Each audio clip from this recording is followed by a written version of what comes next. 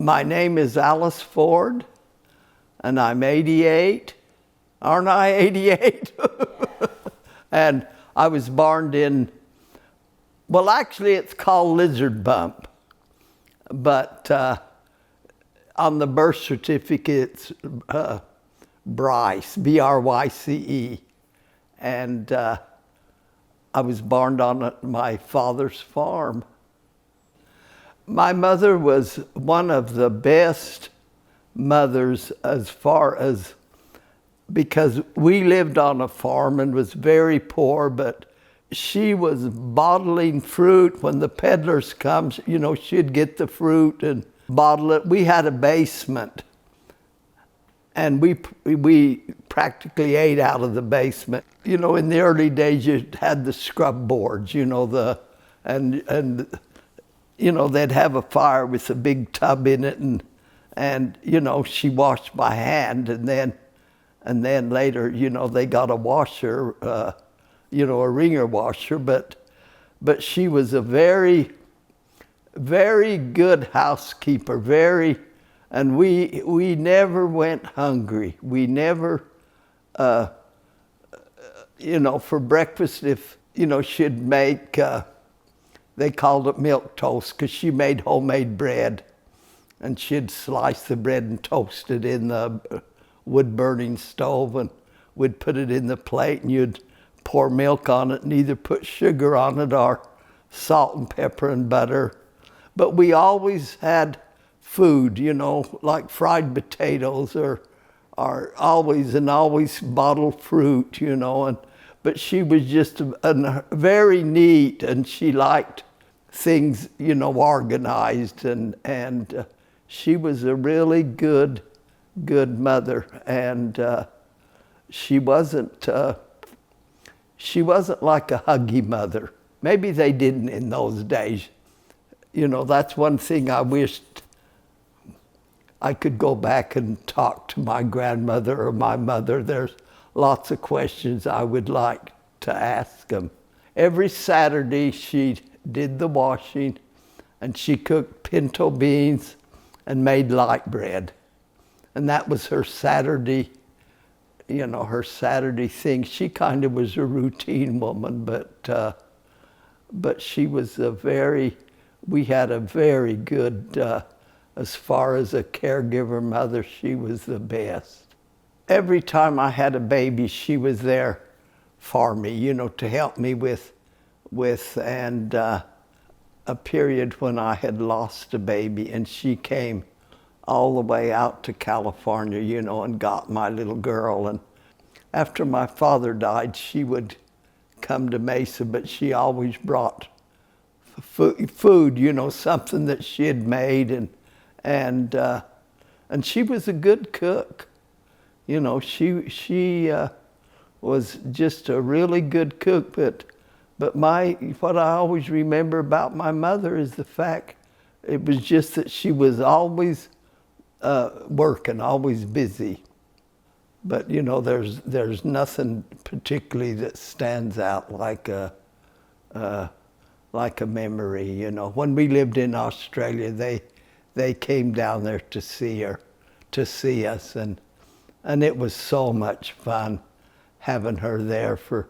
I think they stayed for about 2 weeks, and that was really a good memory, because she came one time. They came before Kimberly was born, then they came after Kimberly was born, but that was a real special time for me, because I got one-on-one with my mother, and we just had a real fun time going and showing her all of the things in the bush, and she brought Kimberly lots of gifts, and then when I think I come back to America twice, and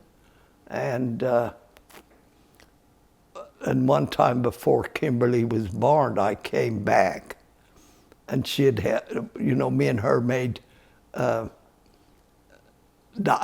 fitted diapers that then my sister stenciled on them, but you know, she helped me. I mean, she did it, but she made a lot of clothes and stuff for Kimberly, you know, that I brought back. I didn't know what I was having, you know, but like I say, she was just always willing and able to help you. You felt like she was there for you if you really needed her, but I never felt like I was her favorite.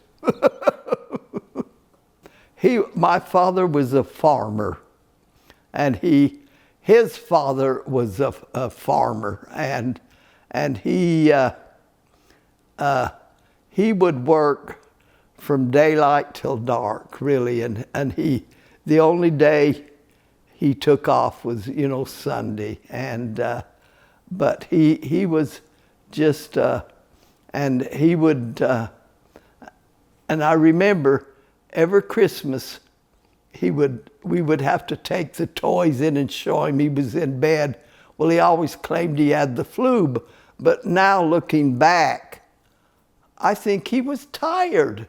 You know, he worked. You know, every day they irrigated and you know, plowed and did that, and you know, plain tired. But he would go over to the auction in Phoenix and buy cattle and take them and turn them loose up, you know, up in the hills, and you know, then he'd sell a few cows. But he grew cotton and alfalfa, and he was a good, you know, hard-working father, very, you know, very good. And he was kind of a big tease. He would, you know, kind of grab, I don't know, if I had a grandkid here, they could tell you what they'd do, you know, and he'd be in there shaving, you know, with the old brush, and then you'd be in there kind of watching him. He'd say, "Here, show me your teeth, show me your rotten teeth." You'd open your mouth,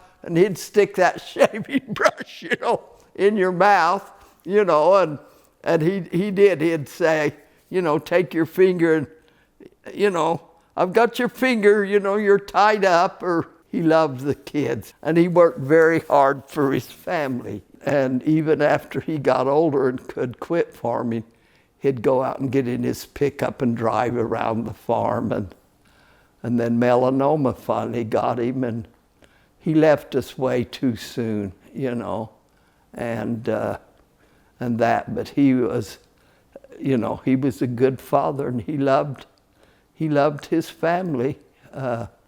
You know, mom and dad both, they very good parents. But back to the memories of my mother. I'm sorry. It's okay. There was a period during my growing up that they grew cotton, and in those days you picked the cotton and you put them in a bag, and then you'd take them up to the wagon, and it had a scale there, and you'd weigh your bag. Well, my mother did that. She was the one that stayed with the wagon, and as the people they'd hired to pick the cotton, you know, would come, then she'd weigh it and they'd write it down, and we would, after school, you know, come home, and then we'd go down to the cotton field and pick cotton, and I think we got paid a cent or two a pound. I can't remember. It wasn't very much, but we, you know, my dad was always very good about having the boys and, you know, people. He got out and worked with his kids, and you know, I think kind of give you a good work ethic. Growing up, because we lived out on the farm, and when, you know, when school wasn't going, well, we would go up in the foothills, and you know, go wander around the hills. It's a wonder, you think back, it's a wonder we didn't get snake bit or something, but we'd go wander around the hills and bring home fish hook cactus, those little cactus, you know, we'd take them and bring home and get gunny sacks on, and, you know, and put them over us and go and rob the take the honeycomb out of the box, out of the box, and we'd go down to the river bottom and try to catch fish with our hands. I just, played around. In those days, you cut up catalog. You got catalogs, and you'd cut up catalogs and make paper dolls, or you could buy paper dolls, but we'd cut up catalogs and we did that. But we would go down in the wash and make forts. Well, we didn't call them forts. We'd go. I don't remember what we called them, but we'd make little houses, or clean up an area and do that. We did a lot of pretending or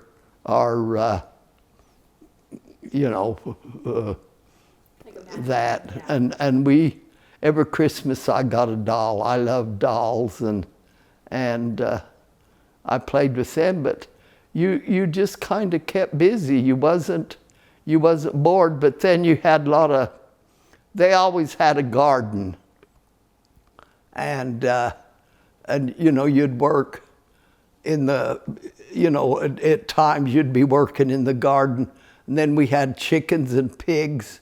We always had a lot of animals on the farm, and you'd go feed the chickens, or you had a lot of, quite a lot of jobs to do. But they were, they were fun and good. It was just so different than it is now. I just feel like we was lucky, But we never got bored. And in the summer they'd go either take the beds outside, or they'd tie strings from one tree to another tree, and we'd sleep outside because it was hot, But we just seemed to always be busy, and it was, we had a lot of fun. And the old peddlers came around and, to sell fruit and stuff from maybe Utah or somewhere, come from Colorado. Or in those days, you couldn't run to the store and get watermelons all year round. And they'd bring watermelons around, and that was always a big treat. And then we would go down. It was the Indian Hot Springs, and we'd go down there and swim.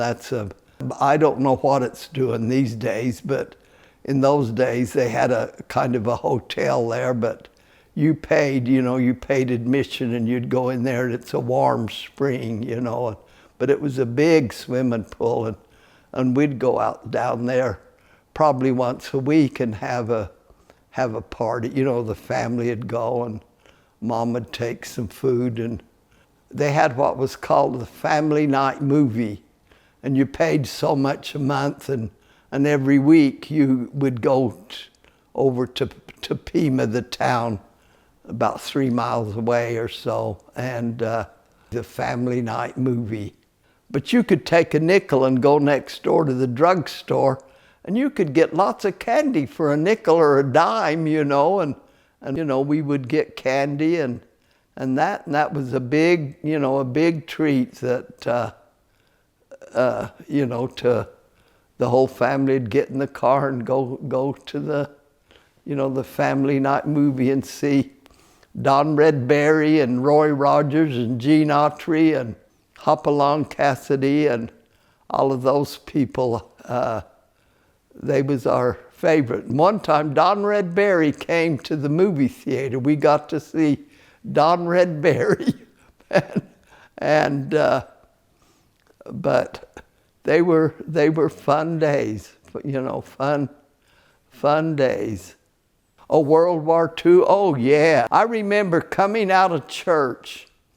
We come out of church, and that's the people outside of the church was talking, and they said, they'd bombed Pearl Harbor, and I had asked my sister, well, where's Pearl Harbor, I didn't know where Pearl Harbor or Hawaii was. I was 8, I think, and and I'd ask my sister, I said, well, are they going to come here?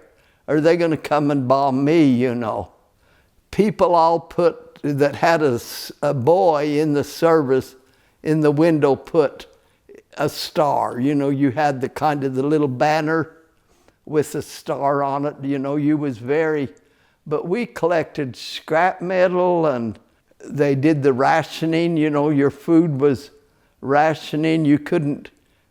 Like the women couldn't buy nylons. You felt very patriotic that you was sacrificing, but you did it in such a good way, that you was doing this because my brother went in the Navy, and a lot of the boys around the little town we lived in fact, some of them was killed that I knew, but some good songs come out of that war too, I think. My brother Ray bought all these records, these about the war. They had a lot of war songs. Oh, to love the Führer is a great disgrace, so we'll heil right in the Führer's face. If you don't like your Uncle Sammy, they was songs that, like that James Cagney movie, over here, over there, oh, the Yanks are coming, the Yanks are coming. And then we'd go to the movie, you'd watch the newsreel, about the war, that's what you'd see, because all you heard was, what you heard on the radio, and you really didn't, I don't remember reading a newspaper, but maybe we did. And I remember my dad, in those days they had prison camps here, and they had the Italians came and they picked cotton on my dad's farm, and I would, kind of dumb of me, but I would go down the road to see him. How did I meet my spouse?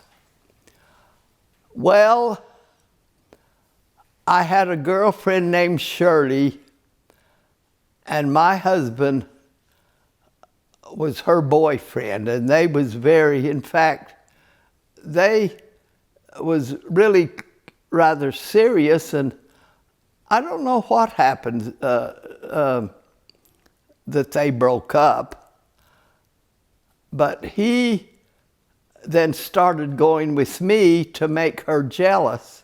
Well, it didn't work. I married him, but he had a Harley, he had a motorcycle, and he would come over, I lived out in the country, well, he would drive, his motorcycle, him and his friends drive over, and my brothers would go hide out in the bushes and throw rocks at him. He had already graduated, and I was a junior, in high school, but I'd known him.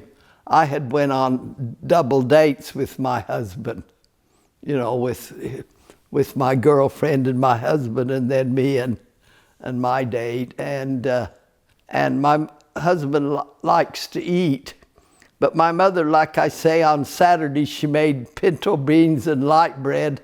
Well, he would come down, and so she would always say, well, don't you want some bread and beans? So he kind of always had this joke.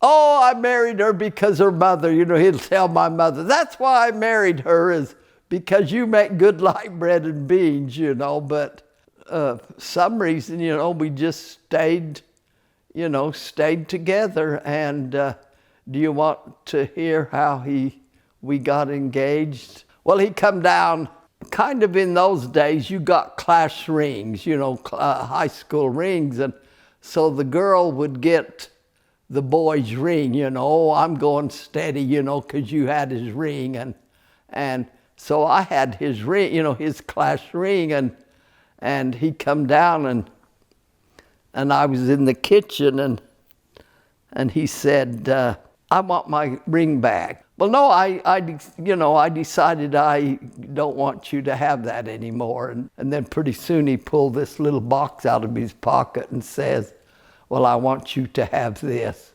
That was the way we got engaged. My aunt and my mother made my wedding dress. My aunt and my mother. They had taken me over to Phoenix to, I think it was called Diamonds, or there was a store, and I went in and we tried on wedding dresses, and my aunt and my mother drew a picture of the wedding gown, and then they, bought the stuff, and my aunt, she lived there in Mesa, and she made the gown. We got married in the Arizona Temple. My parents came down, and my sister and her husband, and then we went back to our home and over in Pima where I went to school. We had our reception at a tennis court at the school. One of the things I always not regret, I wish, because my husband said they're going to shibboleth us or whatever, because Safford was a little town. They had a couple of motels, but we spent the wedding night on my parents' front lawn. I'll never forgive him for that. I mean, I don't just blame him. I thought you shouldn't have been that little meek girl, saying,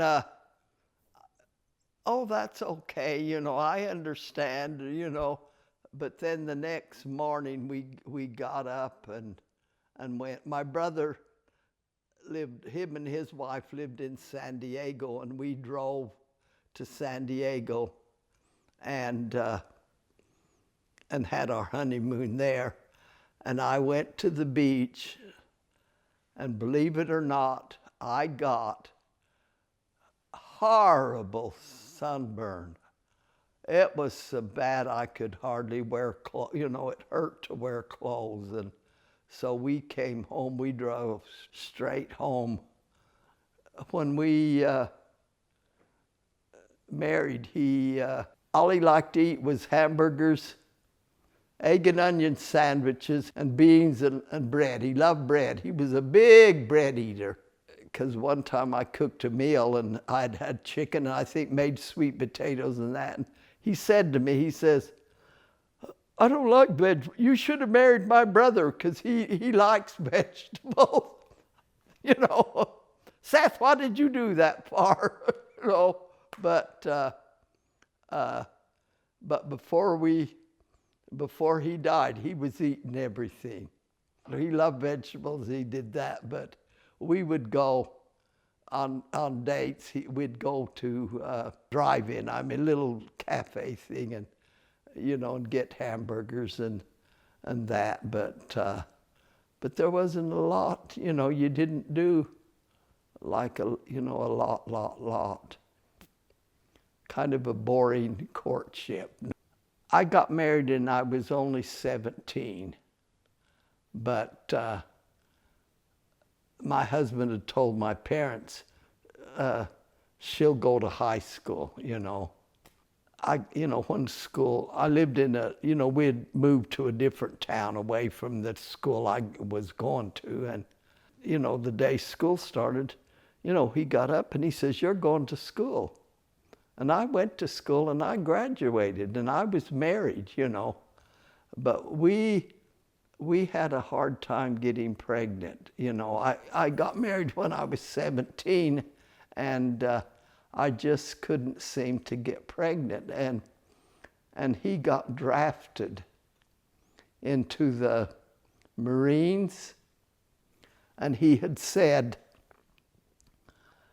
I'd rather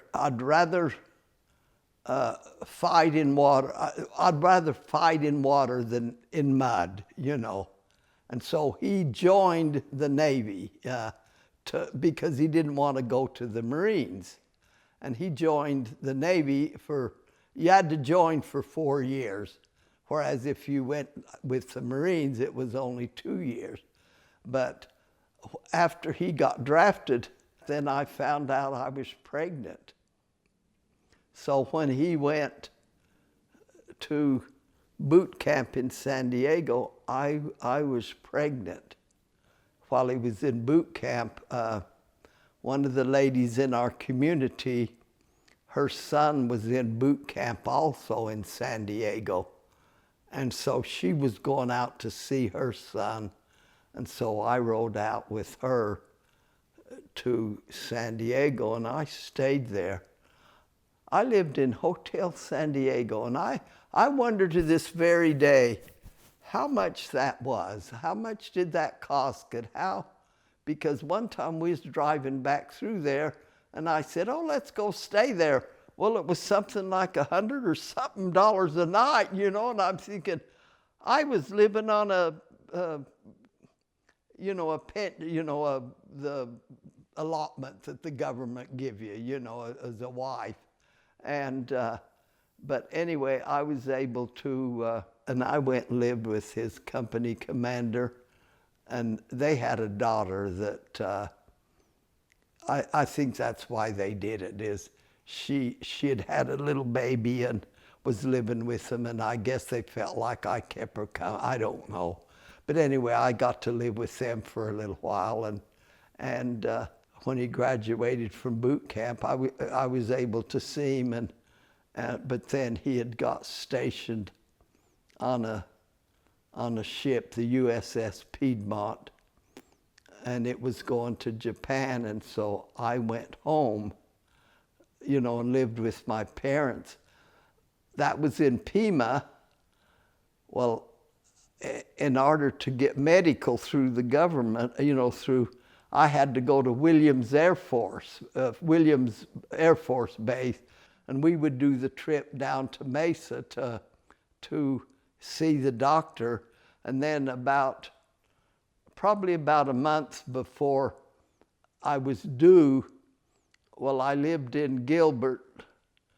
My brother owned some land there on Baseline and Stapley. He had a dairy, and I lived there with them until I remember going in.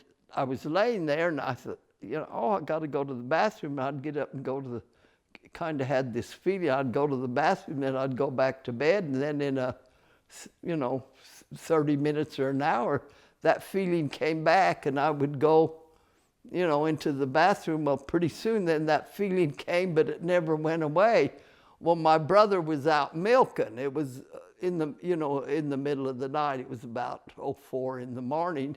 And so I went out to the barn where my brother was milking the cows. And I said, I think maybe I'm going to have this baby. But I says, oh, it doesn't hurt yet, And he says, well, it will, and so he went and got his wife, and she, got up, and she drove me out to Williams Air Force Base. But they put me, they took me into the room, and you're laying there, in labor, and then in come these, well, looking back, I would say they looked like little children. They was young, young Air Force, probably nurses or medics or whatever. And I remember this one coming in, and I said, oh, can I just squeeze your hand? You just wanted somebody that human touch.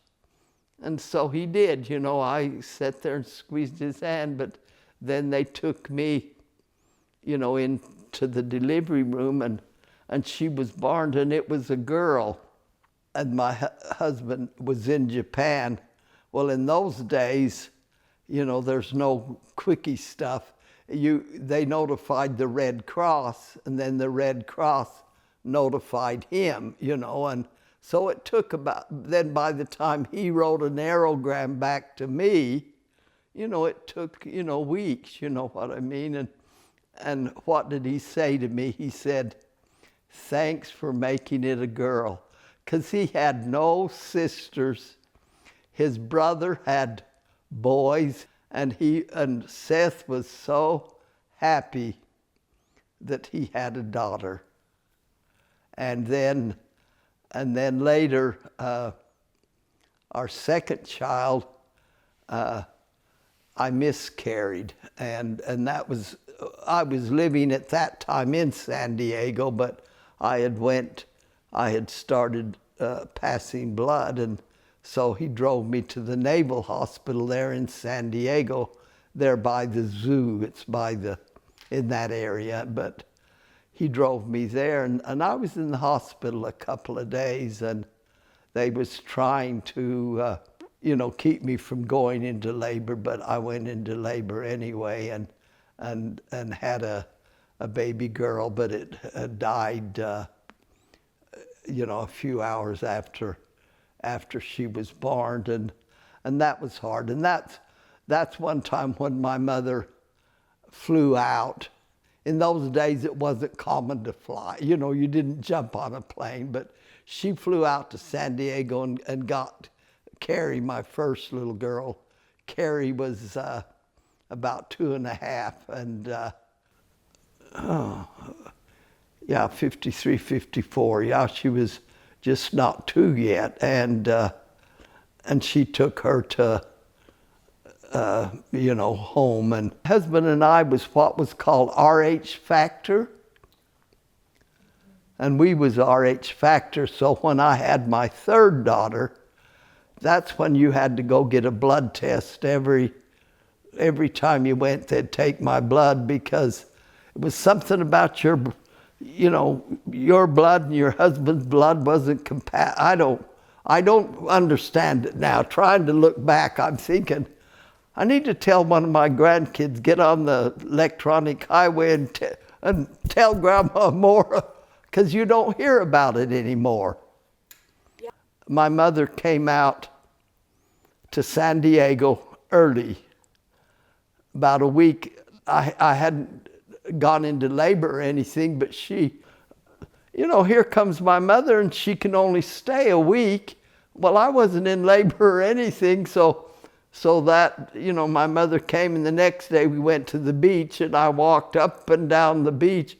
Luckily, we went into labor, and my husband and I went, he drove me to the hospital, and the doctor said, well, you can go back home, she hasn't dilated or what. Well, I told my husband, I says, let's go wait out in the parking lot.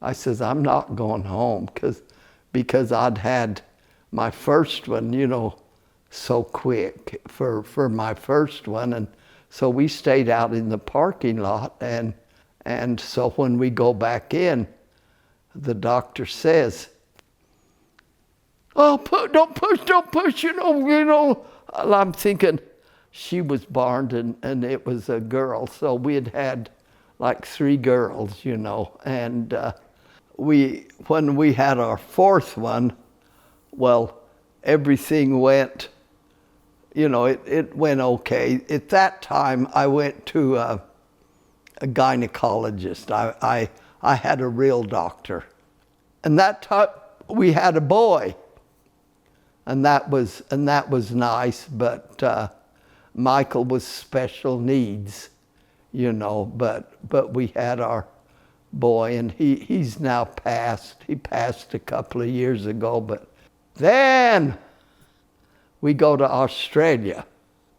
Well, all these years, Michael's,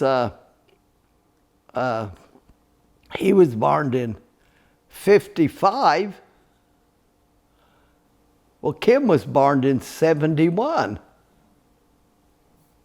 There's all those years between. Well, I couldn't, I just couldn't, I didn't use birth control, but we just didn't get pregnant, I was old, in those days, our daughter was going to boarding school up to Darwin.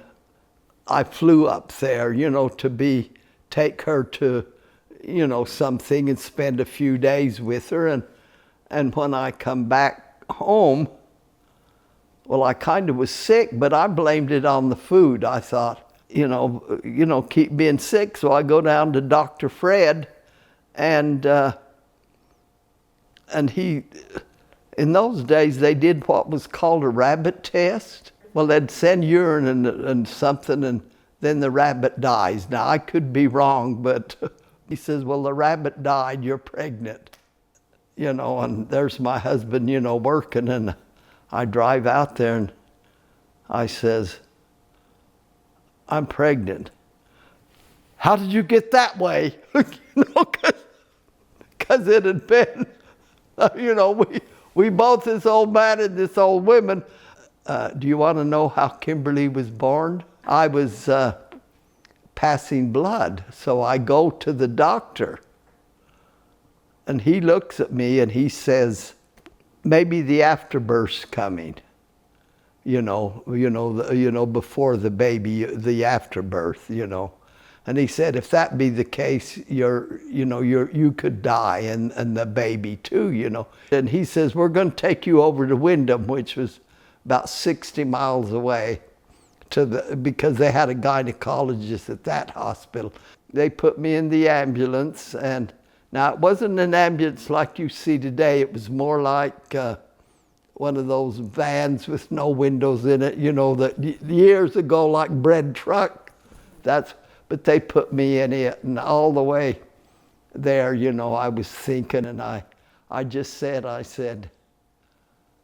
well, God, just let me live till at least this baby gets out of high school. So we get over there, and they take me into the surgery room, and then pretty soon the doctors, wake up, Mrs. Ford, wake up. You can go back home and have your baby naturally. Dr. Fred came by the hospital and picked me up in his Land Rover. And, we was driving back to Kununurra, and I began having labor pains, And mind you, it's in the middle of the night in the bush. You're just out in this road through the scrub, and I says, well, I think I'm in labor. I said, I think I'm having labor pains. And so we went back to Kununurra, and I got, they put me to bed, but there was a guy. In Australia, they have something called mentholated spirits. And this guy from one of the cattle stations had been drinking mentholated spirits and was really bad. And they said, well, Dr. Fred has to go to Perth with him, And, but they said the nursing sister, could deliver the baby. And anyway, the man didn't make it, so Dr. Fred was there when Kimberly was born. But the night before I had her, Butch Cassidy and the Sundance Kid was on at the movie theater. Now, mind you, the movie theater was a bunch of canvas seats out in the bush, with a big screen, but and it was packed all the time. It was a big, but the movie theater was real near the hospital, but I didn't get to see Butch Cassidy and the Sundance Kid. And, to this very day, I have never seen that whole movie. I mean, really, that's odd. I think that's the history of my children. Having these beautiful grandchildren. I feel so lucky, right? They are such a blessing. When they were younger and I did things with them, I'd take them to the beauty school and get their hair done. Then we'd go over to Denny's eat. And at that time, I thought I was helping them.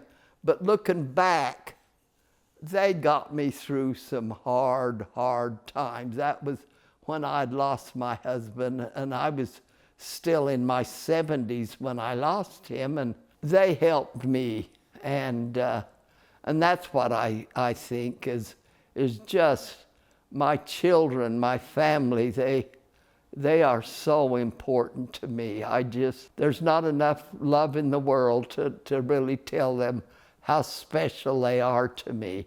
Go learn electronics. I am so sorry. I have nobody to blame but myself. I am so illiterate. I tell people, from the smoke signal age, I do smoke signals. I don't let the world move beyond you. Understand it. Here we are today. I hear we're going to either landed on Mars or going to land on Mars, and it overwhelms me thinking, what will my grandkids, what will their grandkids be seeing or doing, But then I think about, my grandparent, what they see in the world today that goes on, it probably would overwhelm them too. You're from dang good stock. You can do your part to make the world a better place, and it just takes a lot of perseverance and hard work, and I always tell them that God allows U-turns, or if you find you're going down the highway and have taken the wrong exit, just come back and get on the highway. My mother used to always tell me, nothing lasts forever. And so that's been great with me. And I just say, God, give me the strength to get through that. And, and if you're beside me, we'll get through it, we'll make it. But because there's times when, like when I had to go to the hospital during this corona thing, and you're all alone, and then you come home and, and again you're alone, but it's your faith, your belief that, hey, you give me the strength and I will listen to you, because a lot of times you get this feeling, like, well, this is what I should do, or it helps me particularly now because, I live alone. Well, they do my laundry and they clean the house, but I don't have assisted living, but no, with God's help and all of that, it's a great comfort to me, have him there to talk to. And to me, love is recognize kind of the needs of other people and trying to, if they're having a bad day, if you can, even saying good morning to somebody, or somebody, it's kind of like giving of yourself, but I don't mean becoming a slave, but just letting that person know how special they are and how important they are, and are kind of responsible for bringing these children into the world. And you are so proud when they are making the world a better place. They are adding to the success of the world, the success of life, but then maybe you don't like their behavior or what they're doing. You can say, I don't like your behavior, but I will always love you. And I feel that I can call on my family if I have a need. Like I'm not electronic savvy, and I called, everybody and said, if you hear about the shots, then who gets me the shots? It's my family. I tried and I couldn't do it. And they're always there for me, and I hope that they feel like that I am the same, was the same, but it's just kind of trying to let people know how special they are and what they mean to you, going through old age and then corona. But that's what love means to me, is